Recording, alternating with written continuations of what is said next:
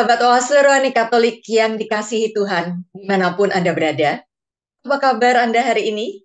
Semoga dalam masa Prapaskah ini, Anda tetap penuh sukacita dalam berdoa, berpantang atau berpuasa, dan juga berderma. Karena kasih Allah senantiasa menyertai Anda. Senang sekali saya, Bernadette Esser, bisa hadir dan menyapa Anda kembali dalam acara Oase Rohani Katolik edisi hari ini, kelima Prapaskah. Kita akan mendengarkan sabda Allah melalui bacaan dari Nubuat Daniel bab 13 ayat 41c sampai 62 dan kemudian Injil suci menurut Yohanes bab 8 ayat 1 sampai 11. Sahabat Oase Rohani Katolik yang terkasih, hari ini kita juga akan mendengarkan renungan yang akan disampaikan oleh Romo Adrianus Andi Gunardi PR. Saya yakin para pemirsa dan pendengar setia Oase Rohani Katolik sudah mengenal dan dengan sosok Romo Andi. Demikian apaan akrab beliau, terutama bagi yang putranya pernah atau sedang studi di Seminari Menengah Wacana Bakti, karena sejak tahun 2016 hingga 2022, Romo Andi menjadi rektor seminari yang berada di kawasan Pejaten Barat, Jakarta Selatan. Saat ini beliau sebagai Direktur Tahun Rohani Keuskupan Agung Jakarta. Nah, mari kita sapa beliau lebih dulu. Apa kabar Romo Andi? Kabar baik, salam semua. Terima kasih Romo, di tengah kesibukan Romo Andi, Romo berkenan untuk hadir dan menyapa para pemirsa setia Oase Rohani Katolik. Baik Romo Andi, kita akan memulai acara ini dengan doa pembuka. Silakan, Romo Andi yang memimpin. Mari kita bersatu di dalam doa, dalam nama Bapa dan Putra dan Roh Kudus. Amin. Allah Bapa yang Maha Agung, Maha Cinta dan Maha Kasih, kami bersyukur karena penyelenggaraan yang Kau selenggarakan bagi kami semua, atas kehidupan dan anugerah yang kami terima setiap hari, atas cahaya dan kasih yang Kau limpahkan bagi kami semua, dan atas segala dorongan-dorongan baik yang kami alami di dalam kehidupan kami untuk dapat menuntun kami menuju kepadamu. Perkenankanlah kami hidup di dalam rahmat-rahmat-Mu, sehingga siapapun yang kami jumpai, kami dapat membagikan rahmat-rahmat-Mu itu bagi sesama. Sebab Engkaulah Sang Pemberi rahmat, Engkaulah sumber air hidup, Engkaulah sumber segala kebaikan bagi dunia ini. Segala sesuatunya kami panjatkan puji dan syukur atas karunia-Mu itu demi Kristus Tuhan dan pengantara kami. Amin. Dalam nama Bapa, Putra, dan Roh Kudus. Amin. Antifon pembuka. Kasihani aku ya Allah, sebab orang menginjak-injak aku, sepanjang hari orang merangi dan menghimpit aku. Bacaan dari Nubuat Daniel. Pada waktu itu, Susana dijatuhi hukuman mati atas tuduhan berbuat serong. Maka berserulah Susana dengan suara nyaring. Allah yang kekal, yang mengetahui apa yang tersembunyi, dan mengenal sesuatu sebelum terjadi. Engkau pun tahu bahwa mereka itu memberikan kesaksian palsu terhadap aku. Sungguh, aku mati, meskipun aku tidak melakukan sesuatu pun dari yang mereka dustakan tentang aku. Maka Tuhan mendengarkan suaranya. Ketika Susana dibawa keluar untuk dihabisi nyawanya, Allah membangkitkan roh suci dalam diri seorang anak muda, Daniel namanya. Anak muda itu berseru dengan suara nyaring. Aku tidak bersalah terhadap darah perempuan itu. Maka segenap rakyat berpaling kepada Daniel, katanya, apa maksudnya kata-katamu itu?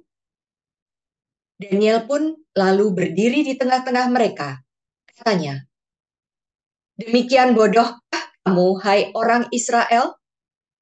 Adakah kamu menghukum seorang putri Israel tanpa pemeriksaan dan tanpa bukti?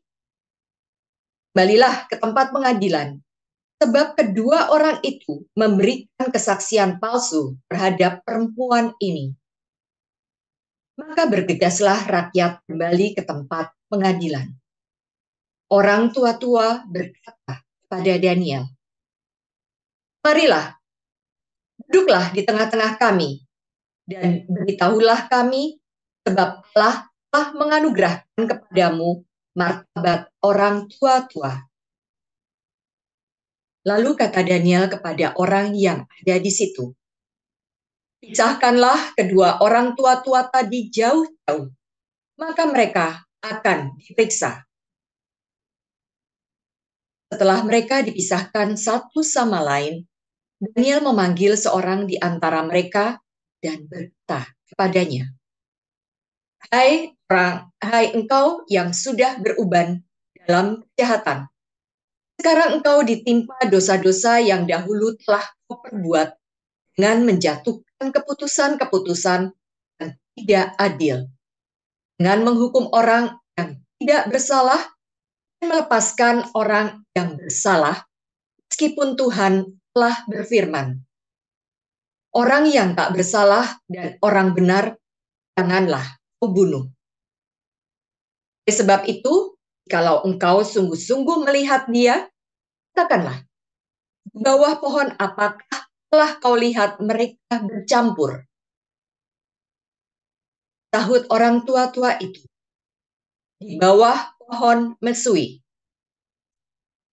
Kembali Daniel berkata, baguslah engkau mendustai kepalamu sendiri, sebab malaikat Allah telah menerima firman dari Allah untuk membelah engkau. Setelah orang itu disuruh pergi, Daniel pun lalu menyuruh bawa yang lain kepadanya. Kemudian berkatalah Daniel kepada orang itu, hai keturunan Kanaan dan keturunan Yehuda, kecantikan telah menyesatkan engkau, dan nafsu birahi telah membengkokkan hatimu. Kamu sudah biasa berbuat begitu dengan putri-putri Israel, dan mereka pun terpaksa menuruti kehendakmu karena.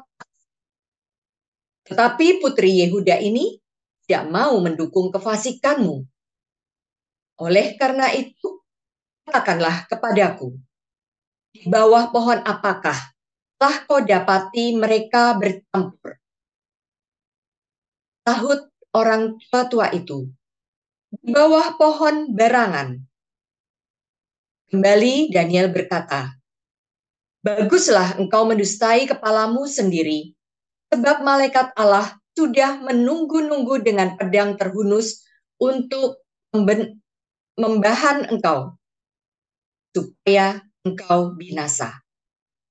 Maka berserulah seluruh himpunan itu dengan suara nyaring. Mereka memuji Allah yang menyelamatkan siapa saja yang berharap kepadanya.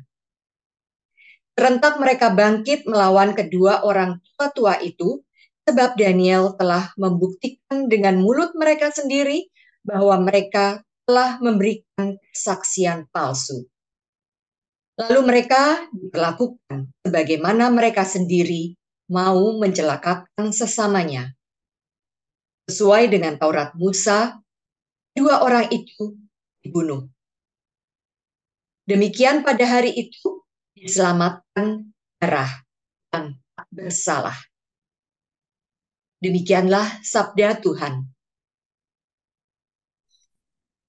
Syukur pada Allah. Mazmur tanggapan dengan refren, sekalipun berjalan dalam lembah yang kelam, aku tidak takut bahaya, sebab engkau besertaku.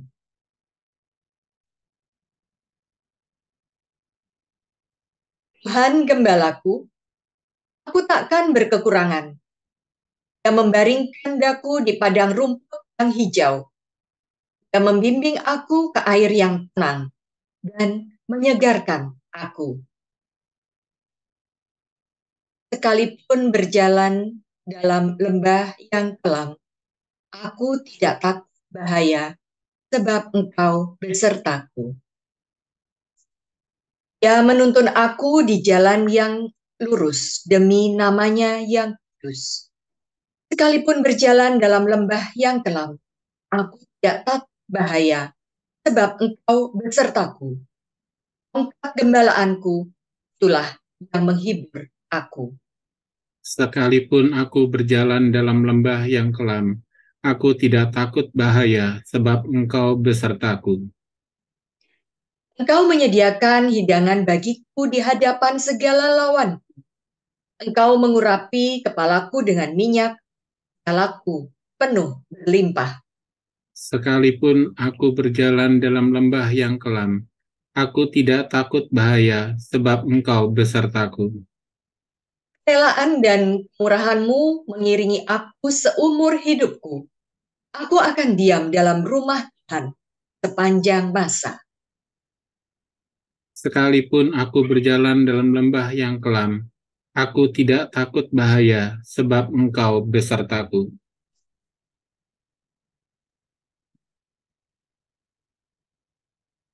Terpujilah Kristus Tuhan, Raja mulia dan kekal. Aku tidak berkenan kepada kematian orang fasik, melainkan kepada pertobatannya lah aku berkenan, supaya ia hidup. Terpujilah Kristus Tuhan, Raja mulia dan kekal. Tuhan bersamamu. Dan bersama rohmu. Inilah Injil Yesus Kristus menurut Santo Yohanes. Dimuliakanlah Tuhan. Sekali peristiwa, Yesus pergi ke Bukit Zaitun, dan pagi-pagi benar ia berada lagi di bait Allah, dan seluruh rakyat datang kepadanya. Yesus duduk dan mengajar mereka. Maka ahli-ahli Taurat dan orang-orang Farisi membawa kepada Yesus seorang perempuan yang kedapatan berbuat zina. Mereka menempatkan perempuan itu di tengah-tengah, lalu berkata kepada Yesus, "Rabi, perempuan ini tertangkap basah ketika ia sedang berbuat zina. Musa dalam hukum Taurat memerintahkan kita untuk melempari dengan batu perempuan-perempuan yang demikian. Apakah pendapatmu tentang hal itu?" Mereka mengatakan hal itu untuk mencoba Yesus, supaya mereka memperoleh sesuatu untuk menyalahkannya. Tetapi Yesus membungkuk, lalu menulis di tanah dengan jarinya.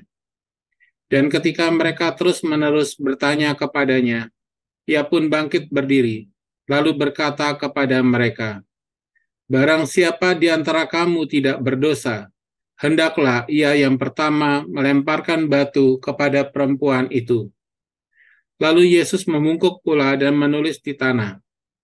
Tetapi setelah mereka mendengar perkataan itu, pergilah mereka seorang demi seorang, mulai dari yang tertua. Akhirnya tinggallah Yesus seorang diri dengan perempuan itu yang tetap di tempatnya. Lalu Yesus bangkit berdiri dan berkata kepadanya, "Hai perempuan, di manakah mereka? Tidak adakah seorang yang menghukum engkau?" Jawabnya, "Tidak ada, Tuhan." Lalu kata Yesus, "Aku pun tidak menghukum engkau. Pergilah dan jangan berbuat dosa lagi, mulai dari sekarang." Demikianlah Injil Tuhan kita. Pujilah Kristus. Romo Andi, bacaan-bacaan yang kita dengarkan pada hari ini menarik ya Romo. Bacaan Ya, pertama dari Nubuat Daniel kita mendengar Susana yang menjadi korban kesaksian palsu dan hampir dihukum mati. Tapi ia diselamatkan oleh Daniel yang menjadi hakim yang adil. Sementara dalam Injil Yohanes kita mendengar kisah yang hampir mirip. Yesus menjadi penolong dan penyelamat bagi perempuan yang kedapatan berbuat zina. Nah, dari bacaan pertama tadi, Romo Andi, apa inspirasi iman yang hendak Romo sampaikan kepada kami? Terima kasih Mbak B ya untuk pengantarnya tadi. Mungkin saya mau mengkoreksi sedikit. Jadi yang menyelamatkan Susana itu bukan Daniel, melainkan Tuhan ya. melainkan Tuhan melalui Daniel. Peristiwa dari Susana ini seringkali terjadi. Kalau masa ketika zaman Perjanjian Lama, peran wanita itu sangat sedikit dan bahkan dianggap tidak punya hak untuk berbicara di dalam pengadilan. Itulah mengapa apa yang dikatakan oleh Susana tidak didengar oleh pengadilan, melainkan yang disampaikan oleh dua orang tua-tua tadi sebagai tokoh ya di masyarakat, itu yang didengarkan. Sedangkan Susana tidak punya kesaksian orang lain, kecuali dua orang tua-tua tersebut. Dan suara wanita pada masa itu sangat-sangat memprihatinkan ya, dalam arti tidak didengarkan di dalam konteks pengadilan. Maka Susana satu-satunya kalau kita lihat dari kisah tadi, itu sangat menarik. Secara pemikiran dan logika, dia pasti akan dihukum. Karena kan diancam oleh orang tua-tua tadi ya, diancam kalau kamu tidak mau melayani kami, nanti kami akan memberikan kesaksian bahwa engkau berzina dengan seorang pemuda. Dalam arti tertentu pada saat itu Susana terpojok oleh peristiwa tersebut, bahwa dia nggak bisa melawan sesungguhnya. Namun yang menarik dari kisah ini adalah Susana berpatokan kepada Tuhan, bahwa dia tidak mengandalkan pikiran dan logikanya sebagai manusia, tetapi dia mengandalkan kekuatan Tuhan, kebenaran, dan yakin bahwa akan ada penyelamatan yang berasal dari Tuhan.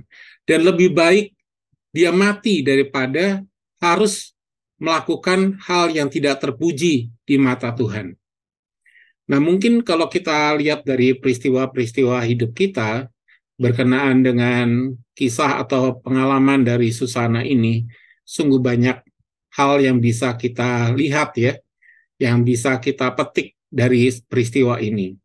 Mungkin kita nggak mengalami hal yang se-ekstrim dari Susana pada masa kita, pada masa kini. Tetapi ketika pikiran dan logika kita, usaha kita sudah berhenti, seakan-akan tidak mampu, mungkin itu menjadi pengalaman-pengalaman hidup kita setiap harinya.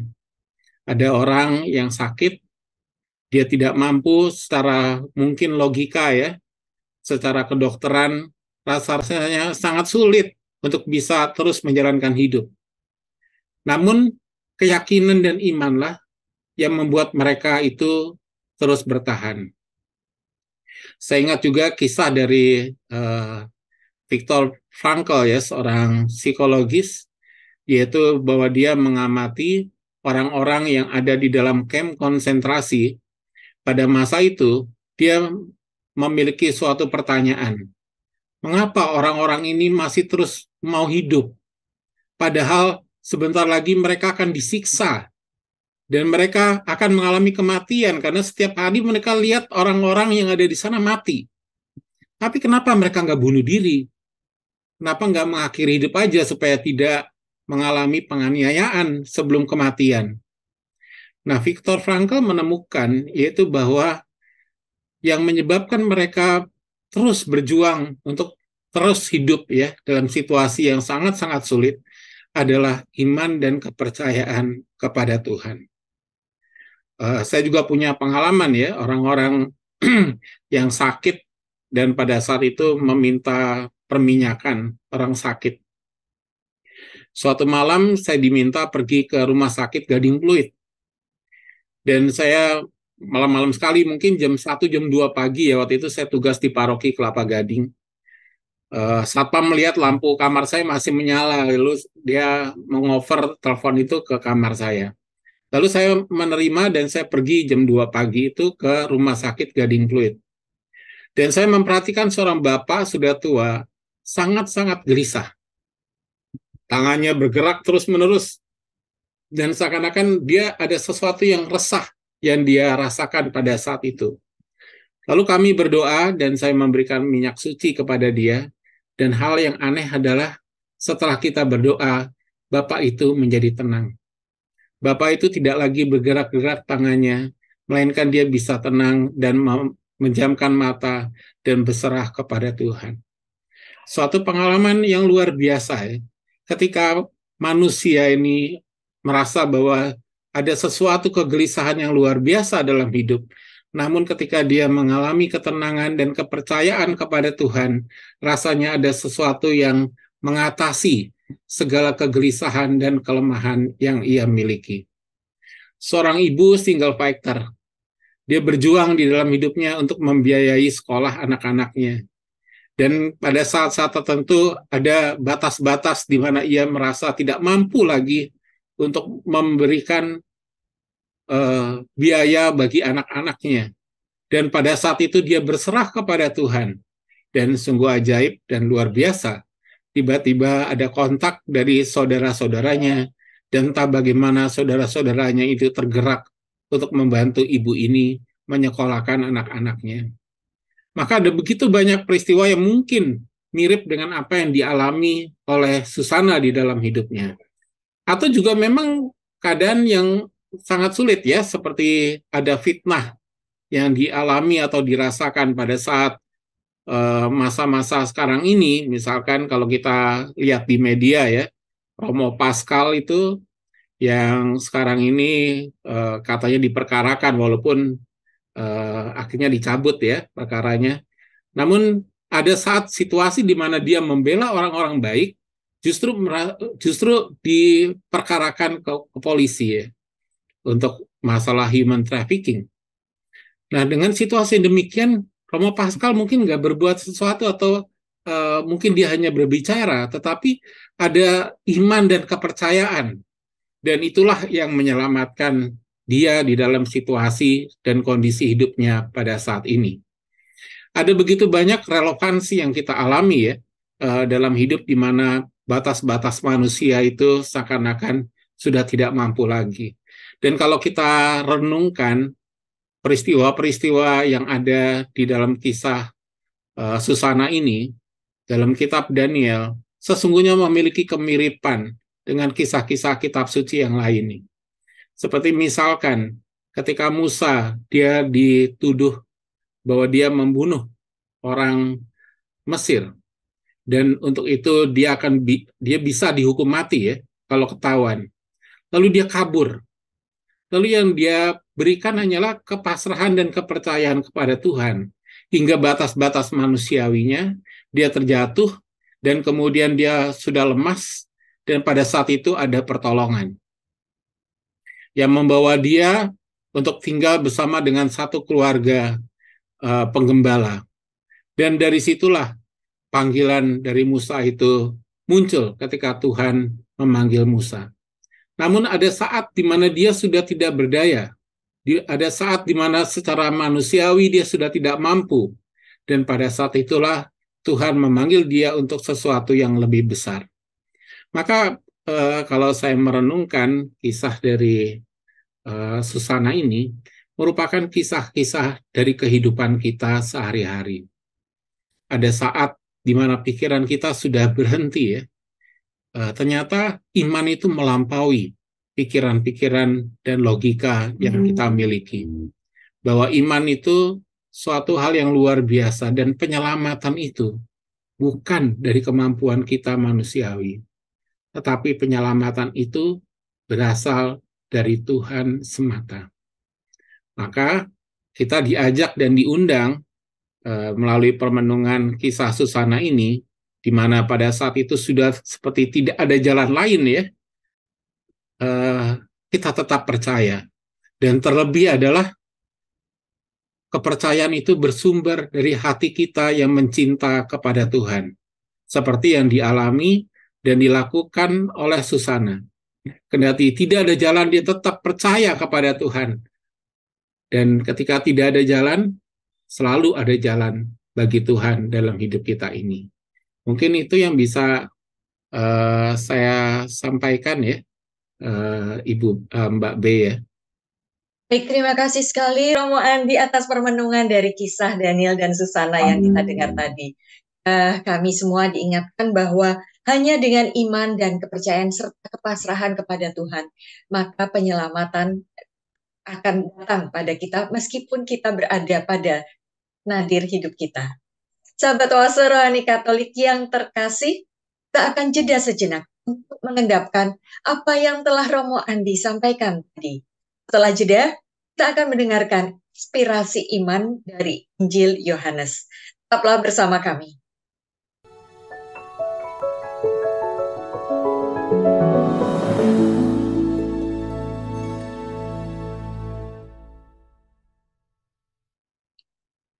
Sahabat Oase Rohani Katolik yang terkasih, Anda masih bersama kami, Romo Adrianus Andi Gunardi PR dan saya Bernadette Esther. Bila Anda mempunyai pertanyaan, saran, kritik, atau hendak sharing iman, Anda bisa menghubungi kami melalui email prkkaj2021@gmail.com atau mengirimkan pesan melalui WA dengan nomor 0881 0251 33438. Nah, mari kita lanjutkan perbincangan kita. Romo Andi, dalam Injil Yohanes tadi kita mendengar Yesus menjadi penolong dan penyelamat bagi perempuan yang kedapatan berbuat zina. Renungan atau inspirasi iman apa yang hendak Romo Andi bagikan kepada kami? Terima kasih Mbak B untuk waktunya. Para pemirsa Oase Rohani Katolik yang dicintai Tuhan, kalau kita merenungkan kisah dari Injil Yohanes ini mengenai seorang perempuan yang kedapatan berbuat zina, dan dikatakan di sana bahwa orang-orang ini datang dan membawa wanita tersebut untuk mencoba Yesus. Mereka mengamati apa yang sebenarnya mau Yesus lakukan. Apakah Yesus mau melempari batu wanita ini atau malah membebaskan? Karena dia seringkali ketemu dengan orang-orang berdosa ya, Tuhan Yesus. Dan kayaknya mereka juga yakin nih orang-orang, Yesus gak mungkin melemparin dia batu. Maka mereka mau mempermasalahkan Yesus dengan hukum Musa. Kalau dia tidak melempar, berarti dia melanggar hukum Musa. Tapi kalau dia melempar, ya berarti dia kehilangan figur sebagai yang pengampun dosa ya. Karena seringkali Yesus menyembuhkan itu, dia selalu mengatakan dosamu sudah diampuni. Nah ini mereka pasti punya kecurigaan tersendiri. Namun dari sisi wanita yang kedapatan berbuat zina ini, dia merasa pada saat itu tidak lagi ada yang bisa menolongnya. Kita juga tidak tahu sebenarnya masalah yang terjadi seperti apa. Mengapa dia melakukan perbuatan zina tersebut? Apakah dia itu, yang pasti kalau berbuat zina kan dia sudah punya suami ya, sudah punya suami dan kemudian dia melakukan perbuatan atau hubungan intim dengan orang yang bukan suaminya. Nah, kalau demikian, berarti kan dia merasa sebagai orang berdosa. Kita juga saat ini juga melihat hidup itu tidak sesimpel yang kita bayangkan ya. Di dalam hidup kita sehari-hari banyak atau marak sekali permasalahan-permasalahan di dalam keluarga. Jadi di satu sisi kita nggak tahu sebenarnya apa yang sebenarnya terjadi dari wanita ini. Namun kalau dilihat dari sisi sang wanita, dia sudah terpojok dan dia berpasrah atau berserah. Entah dia mengalami kematian, ditimpuki sampai mati, karena itu memang hukuman dari orang-orang Yahudi pada masa itu bagi mereka yang kedapatan berbuat zina. Jadi dia sudah berpasrah atau berserah dan hanya menyerahkan hidupnya pada saat itu ya kepada Tuhan ya. Ketika kita sudah terpojok dan sudah tidak bisa berbuat apa-apa lagi, manusia itu secara otomatis berserah kepada Tuhan. Dan dari sisi Yesus, ini juga sangat menarik ya. Ketika ditanya dan dihadapkan si wanita ini, Yesus malah iseng nulis-nulis di tanah. Kita juga nggak tahu apa yang sebenarnya ditulis oleh Yesus ya. Mungkin kalau secara liar kita menggambarkan ya, Yesus itu jangan-jangan nulisin dosa-dosa orang-orang yang lagi ada di situ ya. Dan kemudian dia mengatakan siapa yang tidak punya dosa, dialah yang pertama kali melempari wanita ini dengan batu. Dan Yesus iseng-iseng lagi nulis-nulis di tanah. Maka apa yang dilakukan oleh Tuhan Yesus pasti ada sesuatu sehingga mereka ini mundur satu-satu ya. Padahal kalau kita lihat siapakah yang tidak berdosa, itu adalah Yesus sendiri. Yesuslah yang seharusnya punya hak untuk melempari wanita ini dengan batu. Nah, kalau kita renungkan dan kita kaitkan bacaan Injil Yohanes ini dengan bacaan pertama dari kitab Daniel tadi, kita melihat ada kesamaan. Yaitu di satu sisi, sang wanita sudah terpojok. Kalau Susana, dia tidak melakukan kedosaan. Dia hidup didasarkan kecintaannya kepada Tuhan. Mungkin kita tidak berpatokan pada sisi kedosaan dari si wanita ini yang kedapatan berbuat zina. Namun di satu sisi, saat itu dia sudah berserah bahwa dia merasa bersalah dan berdosa. Dan dia berserah kepada Tuhan. Nah, kesamaannya terletak pada bahwa mereka tidak lagi mengandalkan pikiran manusia. Mereka tidak mengandalkan kekuatan manusia, namun mereka mengandalkan Tuhan dalam hidup mereka. Dan kita sebagai manusia pasti tidak luput dari dosa. Ada dosa yang besar yang mungkin kita sembunyikan ya. Ada dosa yang memalukan mungkin, yang kalau kita ungkap itu rasa-rasanya membuat diri kita itu rendah gitu. Atau dosa yang mungkin terjadi dalam hidup kita setiap hari dengan kelemahan-kelemahan kita, dengan ngomongin orang yang jelek-jelek, yang buruk-buruk. Nah, kembali seperti yang dialami oleh Susana dan juga orang yang berdosa ini, wanita ini, yang menyelamatkan mereka adalah berpasrah dan percaya kepada Tuhan. Dia sudah tidak bisa buat apa-apa lagi, hukum Musa udah jelas. Dia harus dilempari dan ditimpuki, dirajam ya istilahnya pada masa itu sampai mati. Namun kembali yang menyelamatkan itu adalah kalau kita berrelasi dengan Tuhan di dalam hati kita. Bukan dengan pikiran-pikiran kita, bukan dengan punishment atau judgment yang kita lakukan kepada orang lain, melainkan kembali kepada hati kita. Karena Tuhan itu tinggal di dalam hati manusia. Dan sungguh ajaib ya kalau saya merenungkan hidup sebagai seorang imam dan sebagai pribadi manusia. Yaitu bahwa perjumpaan dengan Allah itu tidak terjadi lewat pikiran manusia. Semua agama mengajarkan di tahap awal di dalam doa, mereka perlu menenangkan pikiran.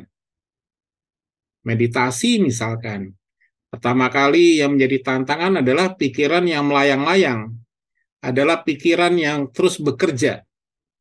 Nah, untuk masuk dalam doa, di dalam meditasi, kunci utamanya adalah keheningan. Sehingga orang bisa masuk di dalam keheningan. Ataupun doa yang dilakukan oleh persekutuan doa karismatik misalkan. Apa yang dilakukan dengan nyanyi-nyanyian, puji-pujian ya di awal. Dan dengan demikian, segala permasalahan yang pernah dialami itu jadi tenang. Lalu sampai masuk saat teduh, ketika ia mau mendengarkan firman. Kembali menenangkan pikiran dan masuk ke dalam batin. Masuk ke dalam doa. Di dalam agama Islam, kita tahu mereka punya kebiasaan wudhu sebelum mereka masuk ke dalam masjid. Mereka membersihkan pikiran mereka dan menenangkan hati untuk berjumpa dengan Tuhan. Agama Hindu Buddha dengan meditasi jelas ya, masuk di dalam keheningan. Maka Tuhan itu ditemui bukan dengan kesibukan pikiran kita, bukan dengan segala hal logika, karena Tuhan itu melampaui logika. Kita nggak bisa mengenal Tuhan itu, berjumpa dengan Tuhan melalui logika-logika. Tetapi kembali masuk ke dalam batin kita. Perjumpaan dengan Tuhan yang luar biasa. Suatu energi unlimited, suatu oase ke hidup rohani yang tanpa batas. Dan setiap kali kita berjumpa dengan Tuhan, selalu ada kekuatan, selalu ada energi, selalu ada kebaharuan yang kita miliki ketika kita berjumpa dengan Tuhan di dalam batin kita. Dan pengalaman-pengalaman ini adalah pengalaman-pengalaman doa sesungguhnya. Namun pengalaman doa itu bisa terjadi lewat pengalaman kehidupan. Dan saat inilah kita mendengarkan bagaimana pengalaman doa itu terjadi di dalam kehidupan manusia. Yaitu ketika semua sudah deadlock ya, sudah tidak ada solusinya. Justru Tuhan di sana yang menyelamatkan. Yang menyelamatkan wanita ini bukanlah hukum-hukum. Yang menyelamatkan dia adalah Tuhan Yesus. Dan sungguh luar biasa ketika wanita ini berjumpa dengan Tuhan Yesus. Ia mengalami saat di mana penyelamatan itu hadir dan muncul secara konkret di dalam hidupnya. Dia tidak lagi dihukum rajam. Seandainya dia tidak dibawa kepada Tuhan Yesus pada saat itu, mungkin dia sudah mati.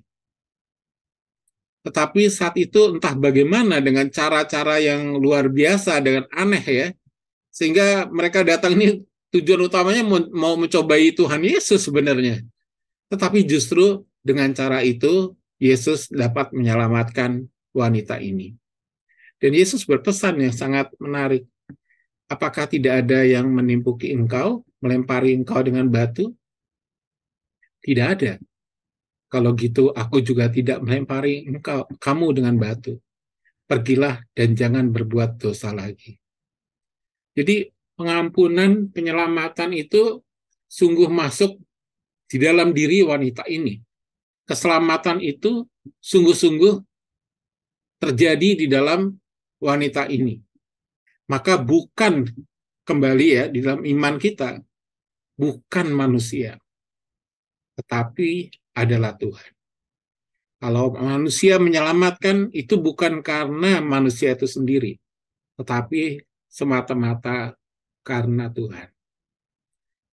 Kalau saya membayangkan seperti kisah dari Santo Petrus ya, Santo Petrus ini punya kemiripan juga ya, bahwa kadangkala dia mungkin agak sombong mungkin ya, ketika Yesus mengatakan bahwa dia harus mengalami penderitaan, wafat, dan kebangkitan. Petrus menarik dia dan mengatakan, jangan sekali-kali hal itu terjadi kepadamu, Guru. Lalu dia sambil bawa pedang gitu, saya siap untuk mati demi engkau. Intinya demikian. Lalu ketika para serdadu datang, dia mau melakukan itu. Karena kan dia adalah penyelamat Tuhan Yesus. Dia mengunus pedang dan kemudian memotong telinga ya dari salah seorang serdadu itu. Tapi apa yang Yesus lakukan? Yesus menyembuhkan telinga serdadu itu. Dan Yesus membiarkan dirinya ditangkap. Dan memang murid-murid lain pada kabur ya. Petrus sendiri yang masih ngintilin dari belakang. Petrus masih ngikutin dari belakang. Dan dia mulai berdusta ya. Ketika apakah engkau mengenal orang ini? Tidak, aku tidak mengenal dia. Dan memang Petrus pada saat itu seakan-akan dia tidak lagi mengenal Tuhan Yesus yang digambarkan sebagai penyelamat dan Mesias.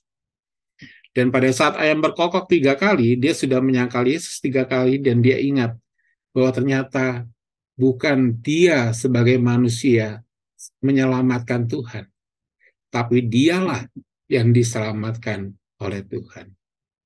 Maka sekali lagi iman itu bukan mendasarkan pada kekuatan manusiawi, tetapi mendasarkan pada rahmat-rahmat Allah dan cinta Allah yang luar biasa. Penyembuhan penyembuhan yang dilakukan oleh Tuhan Yesus, rahmat-rahmat dan anugerah mujizat-mujizat yang kita alami dalam hidup sehari-hari, bukan karena kemampuan manusia, tetapi karena Allah yang hadir dan datang melampaui hal-hal yang bersifat natural dalam kehidupan ini. Maka bagi manusia, sekali lagi, tidak ada, bahwa bagi manusia itu semua itu bisa jadi impossible, atau sesuatu itu menjadi tidak mungkin, tapi bagi Allah segala sesuatu itu menjadi mungkin.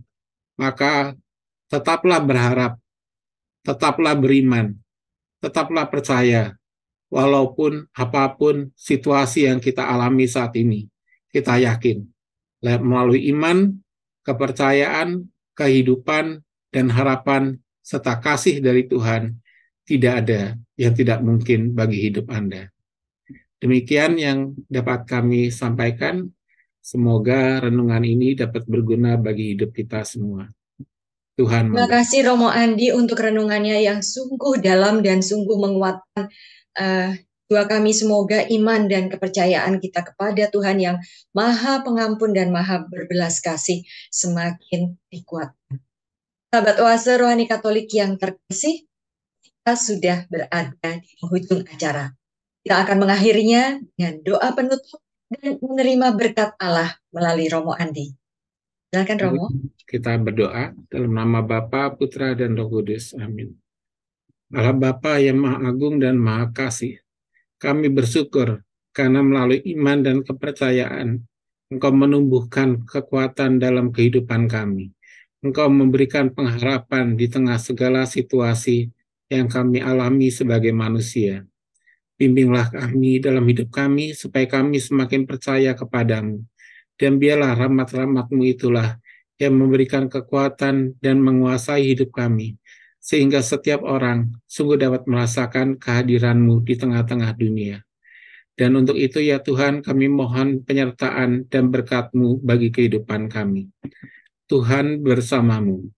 Dan bersama rohmu. Semoga saudari-saudara, hidup saudari-saudara dan keluarga disertai, diberkati, dan dilindungi oleh Allah Bapa yang Maha Kuasa, Bapa dan Putra dan Roh Kudus. Amin. Amin. Sahabat Oase Rohani Katolik yang terkasih, dan demikian sudah acara kita pada hari ini. Saya Bernadette Esther dan Romo Andi Gunardi. Kami berdua pamit undur diri. Sampai jumpa pada acara Oase Rohani Katolik edisi berikutnya. Salam.